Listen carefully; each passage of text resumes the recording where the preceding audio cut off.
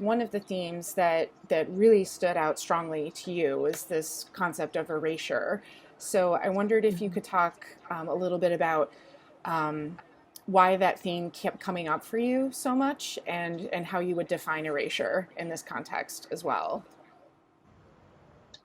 Well, I think what Daniel just said is one of the reasons Erasure stood out so much because it was blatant. When you walk into the MFA and look up at the rotunda, you see white gods and goddesses, and we now know that to be the body of a Black man.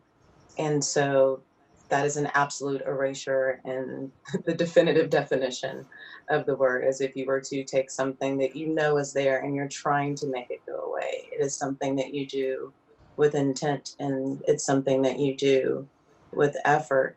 And with with Daniel's acknowledgement of the intimacy that was necessary to create such works of art, the time that was necessary, the time on both their parts that they spent together at in a period in our history where the idea of a Black man going into the home or studio of especially a wealthy white man in Boston was almost unheard of.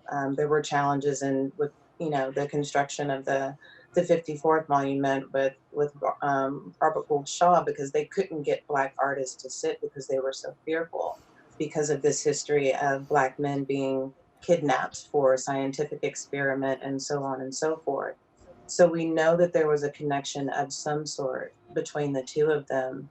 And for Sargent to erase McKellar literally from history, we don't see him when we look up at the rotunda in the MFA. And then to do so gesturally and figuratively by keeping these drawings hidden, by it not being an equal collaboration, by speaking very in a very derogatory and racist manner about McKellar, in a way discrediting the validity of what he offered him as an artist.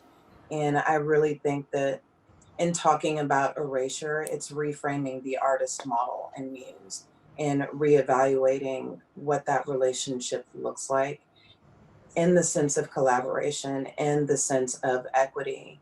And in doing so, in a situation like Thomas McKeller and John Singer Sargent, there are there are areas of race and gender and class, identity and sexuality that we can't ignore. And we're looking at how these two individuals were both hoping for an opportunity to really perform their identity to the best of their ability. And one could not do it without the other.